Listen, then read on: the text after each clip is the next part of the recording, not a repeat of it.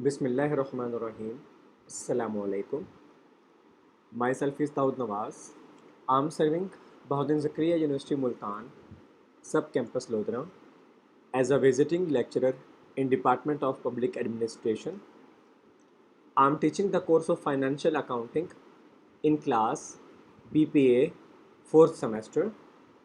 Hopefully students आप लोग खैरियत से होंगे और आप लोगों के लिए बहुत सी दुआएं। आज का जो हमारा लेक्चर है, लेक्चर नंबर 5, वो है बिल्स ऑफ एक्सचेंज के बारे में, जो कि हम लास्ट जो है अपने लेक्चर से इसको पढ़ रहे हैं। इसमें आज हम बात करेंगे डिस्काउंटिंग अ बिल, केस नंबर 2 के, जिसमें है डिस्काउंटिंग अ बिल। तो हम देख लेते हैं कि डिस्काउंटिंग अ बिल क्या होता है जी। If the holder of a bill is need of money before the due date of the bill may sell it into the bank. कि अगर जो होल्डर ऑफ बिल, यानी कि जो बिल, जिसके पास बिल है, जो बिक, ठीक है, और उसको पैसों की ज़रूरत है उस बिल की मेच्योरिटी डेट से पहले, ठीक है, होल्डर ऑफ द बिल जो है उसको पैसों की ज़रूरत पड़ जाती है उस बिल के ड्यू डेट से पहले, तो वो क्या करेगा, उस बिल को बैंक में सेल करेगा, बेचेगा, ठीक है। The bank buyer will give cash for it in consideration of a small charge. Bank जो है उस बिल का बाय कर लेगा, ठीक है, और क्या करेगा, उसके बदले में वो कैश दे देगा। किसको कैश देगा?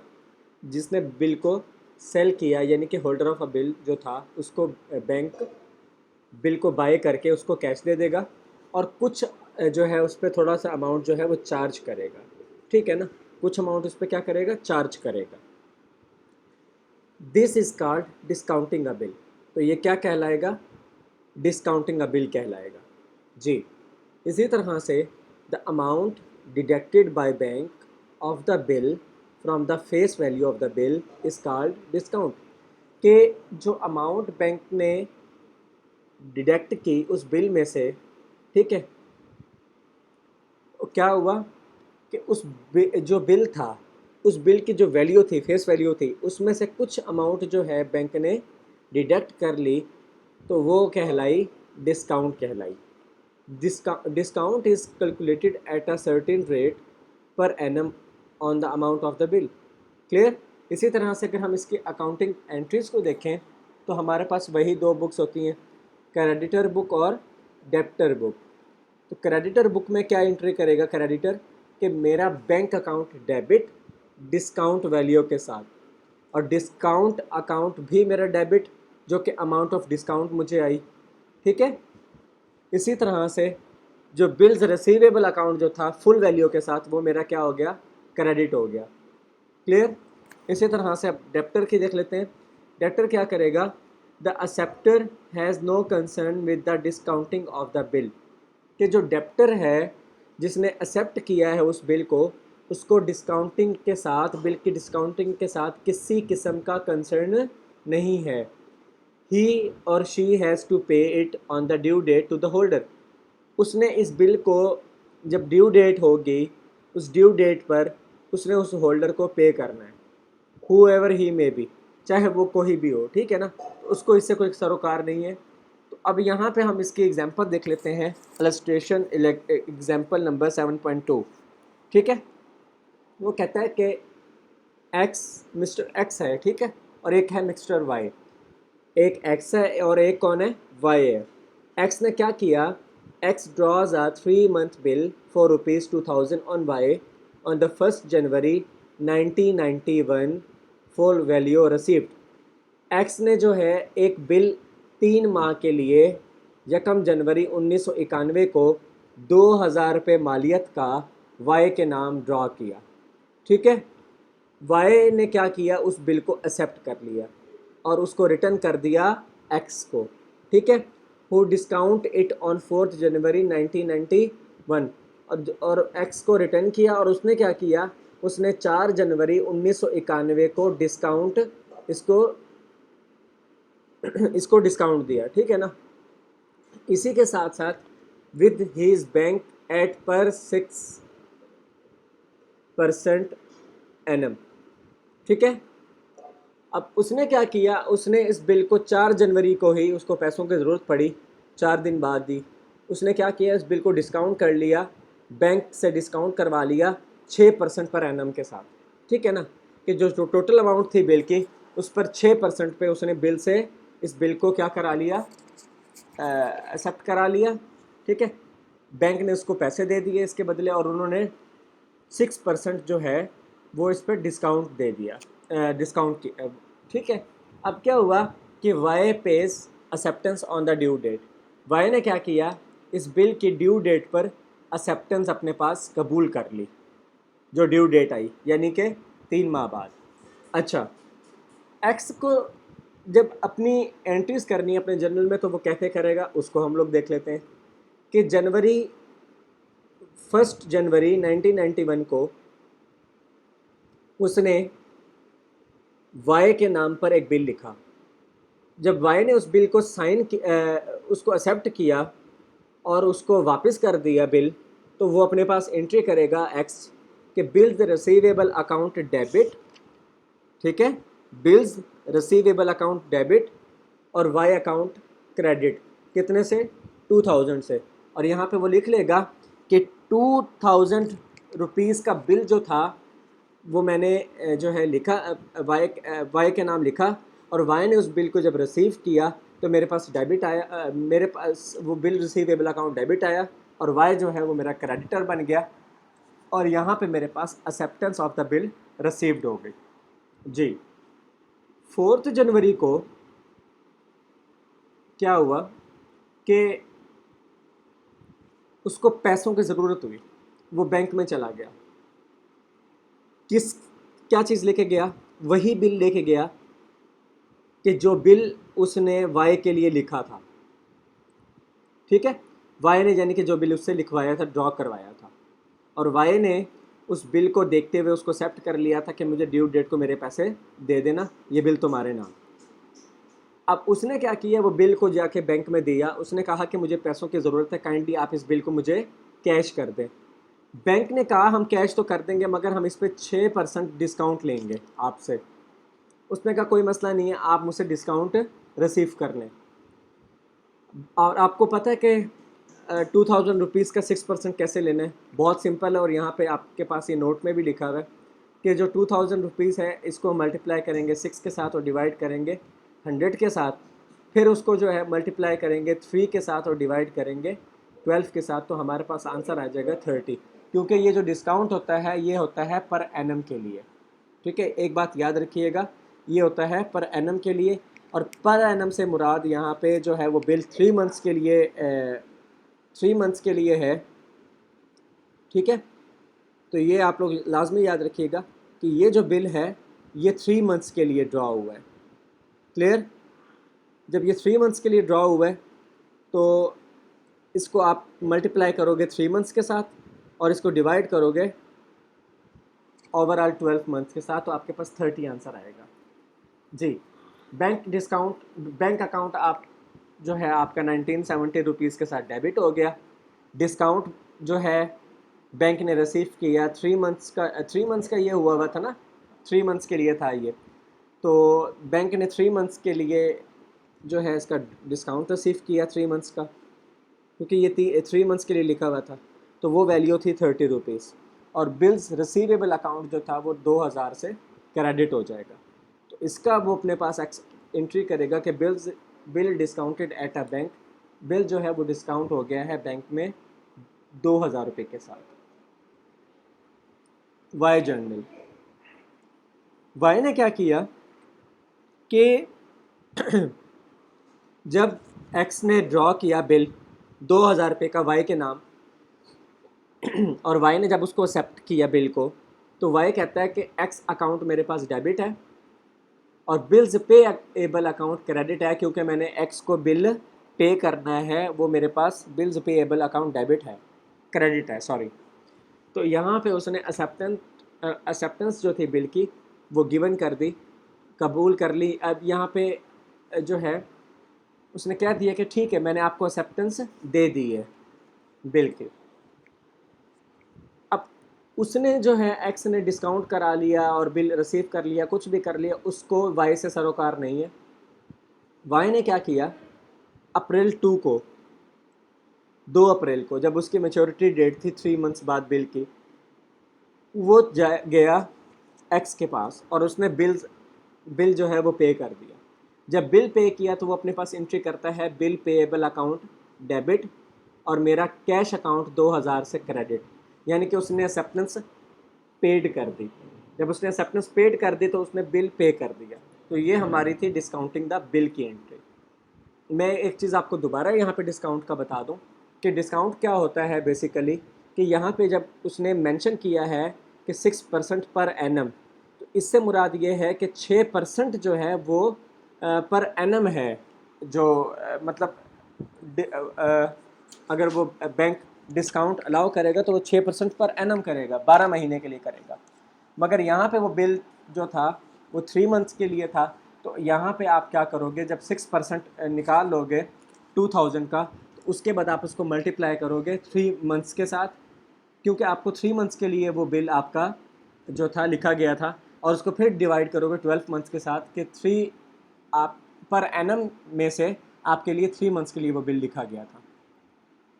जी, नेक्स्ट बेटे है bills for collection. Bills for collection क्या होता है? When a person receives a bill, जब एक शख्स क्या करता है, बिल को रिसीव कर लेता है, he may keep it till the date of maturity in order to receive the full payment और फुल अमाउंट। तो जब उस पर्सन ने बिल रिसीव कर लिया तो वो बिल को अपने पास रख लेता है ड्यू डेट ऑफ मेच्योरिटी तक, ड्यू डेट तक या डेट ऑफ मेच्योरिटी तक, ताकि वो अपनी जो है फुल अमाउंट जो है वो रिसीव कर सके उस ड्यू डेट को या मेच्योरिटी डेट को। But in order to insure the safety, safety measures को देखते हुए, सेफ्टी को इंश्योर करते हुए अपने बिल की, वो क्या करेगा, he may send it to his bank, वो इस बिल को अपने बैंक को भेज देगा with the instructions that the bill should be retained till maturity and should be released on the that date. तो वो अपने बिल को बैंक को भेज देगा और साथ में ये इंस्ट्रक्शंस भी देगा कि ये बिल जो है ये मेच्योरिटी डेट को रिटेन्ड होगा, ठीक है, मेच्योरिटी डेट तक ये बिल रिटेन्ड रहेगा, और ये बिल जो ड्यू डेट है उस डेट को ये रियलाइज्ड करवा लिया जाएगा, ठीक है, इसको क्लियर करा लिया जाएगा। और इसका मतलब जो है वो डिस्काउंटिंग हरगिज़ नहीं है, वो जस्ट सेफ्टी के लिए बिल को बैंक में रख रहा है अपनी सेफ्टी के लिए। अब क्या हुआ, the bank will not credit the customer और client until the amount is actually realized। Bank जो है वो किसी किस्म का भी क्रेडिट नहीं करेगा अपने कस्टमर और क्लाइंट के अकाउंट से, हत्ता के बिल की जो अमाउंट है वो एक्चुअली रियलाइज ना हो जाए। अब क्या हुआ कि if the bill is sent to the bank with such instructions, अगर इन इंस्ट्रक्शंस के साथ सेफ्टी मेजर्स के लिए आपने अपना बिल बैंक को जमा करवाया, तो ये कहलाएगा कि बिल सेंट फॉर कलेक्शन, कि बिल सेंड किया गया है, भेजा गया है कलेक्शंस के लिए। तो इसमें आपने जो एंट्रीज करनी है वो देख लेते हैं कि it will be recorded in the books of the creditor as under. Creditor जो है इसके लिए जो अपनी एंट्रीज करेगा वो कैसे करेगा उसको देखें। क्रेडिटर की बुक में 2 कंडीशंस होंगी।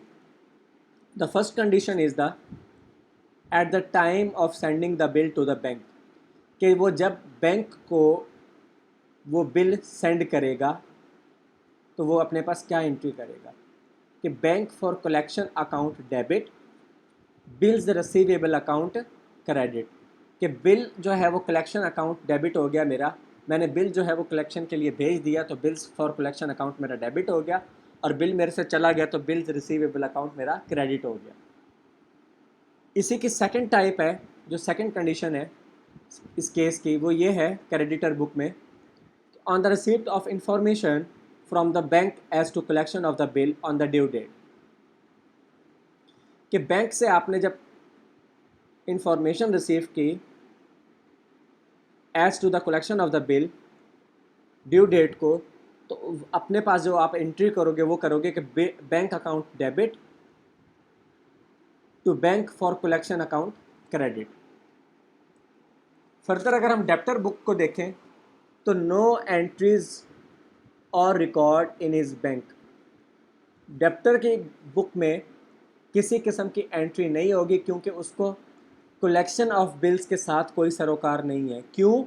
क्योंकि वो क्रेडिटर की मर्ज़ी है कि वो अपनी सेफ्टी के लिए बिल किसी को रखवा रहा है या उसको अपने पास रख रहा है। ठीक है। अब बैंकर्स बुक जो है, अब इसमें एक चीज़ ऐड होगी, बैंकर बुक। बैंक अपने पास एक बुक मेंटेन करेगा। If the bill is received by the bank from its customer for collection, कि बैंक ने जब वो बिल रिसीव किया अपने कस्टमर से कलेक्शन के लिए, there will be no entry until the bill is collected. जब तक बिल कलेक्ट नहीं हो जाता वहाँ तक, तब तक आप किसी किस्म की वो बैंक जो है एंट्री नहीं करेगा। When the bill is collected, जब वो बिल कलेक्ट हो गया तो जो एंट्रीज़ हैं वो इस तरह से पास होंगी कि कैश अकाउंट डेबिट, ठीक है, to customer personal account credit, to collection charges account credit. जी, इलस्ट्रेशन नंबर, एग्जाम्पल नंबर 7.3। यहाँ पे जो ये नंबरिंग दी हुई है ये अकॉर्डिंग टू केस दी हुई है एग्जाम्पल्स, ठीक है, तो आप लोग परेशान ना होइएगा। जी बेटा, P sold goods worth ₹1000 to Q on credit, for which a bill was drawn by P on Q। P ने 1000 रुपये मालियत की चीज़ें Q को बेची उधार पर, और एक बिल जो है P ने Q के नाम ड्रॉ कर दिया, और इस बिल को Q ने एक्सेप्ट भी कर लिया। Q के एक्सेप्ट करने के बाद B ने उस बिल को क्या किया, अपने बैंकर को सेंड कर दिया फॉर द कलेक्शन के लिए, and the bank charge ₹5 for collecting the bill. और बैंक ने अपने चार्जेस जो होते हैं उसके बिल कलेक्शन के, वो ₹5 उस 1000 रुपये वाले बिल में से कलेक्ट किए। उसके बाद क्या हुआ, the bill was met by Q on the due date. Due date पर क्यू ने उस बिल को क्या किया, क्लियर कर दिया। अब जो P है वो अपने पास क्या एंट्रीज करेगा इसकी, उसको हम देख लेते हैं कि जब P ने 1000 मालियत की चीज़ें सेल की थी Q को उधार पर, तो वो अपने पास एंट्री करता है कि Q account debit sales account credit, और ये इसकी क्या वजाहत आती है कि गुड्स सोल्ड ऑन क्रेडिट के चीज़ें मैंने उधार पर बेची हैं 1000 रुपये मालियत की। इसी के साथ साथ जब Q ने उस बिल को जो कि P ने लिखा था वो एक्सेप्ट कर लिया, जब बिल एक्सेप्ट होके P के पास आया तो बिल्स रिसीवेबल अकाउंट P के पास क्रेडिट हो गया, और Q जो है वो उसके पास क्रेडिट हो गया, और बिल्स रिसीवेबल अकाउंट डेबिट हो गया, सॉरी, ठीक है। तो P के पास जब वो बिल एक्सेप्ट होके आया Q के थ्रू, तो वो अपने पास एंट्री करता है कि बिल्स रिसीवेबल अकाउंट क्रेडिट और Q अकाउंट क्रेडिट, ठीक है, बिल्स रिसीवेबल अकाउंट डेबिट और Q अकाउंट क्रेडिट। तो यहाँ पे क्या हुआ कि एक्सेप्टेंस जो है वो रिसीव हो गई। इसी के साथ साथ जब B ने उस बैंक को अपना उस बिल को बैंक को भेजा कलेक्शन के लिए, तो P एंट्री करता है कि bank for collection account debit और बिल्स रिसीवेबल अकाउंट क्रेडिट, कि बिल जो है वो सेंड हुआ है कलेक्शन के लिए बैंक में, ठीक है। इसके बाद जब बैंक ने ₹5 चार्ज किए उस बिल को कलेक्ट करने के लिए, तो अब पी अपना जो है एंट्री करता है कि मेरा बैंक अकाउंट 995 रुपये से डेबिट हो गया, मेरे बैंक चार्जेस जो थे वो ₹5 कट हुए हैं, तो वो मेरे पास हो गए। बैंक कलेक्शन चार्जेस जो थे वो ₹5 कट हो गए, वो भी डेबिट हो गए। और बैंक फॉर कलेक्शन अकाउंट जो मेरा था वो 1000 रुपये से वही का वही क्रेडिट है, ठीक है। और यहाँ पे क्या हुआ कि acceptance collected by the bank, clear. अब क्यू ने क्या एंट्रीज की, क्यू ने पी से उधार पर जब चीज़ें खरीदी तो उसने कहा कि परचेजेज अकाउंट मेरा डेबिट और पी का अकाउंट क्रेडिट, यानी कि चीज़ें मैंने उधार पर परचेज कर ली हैं।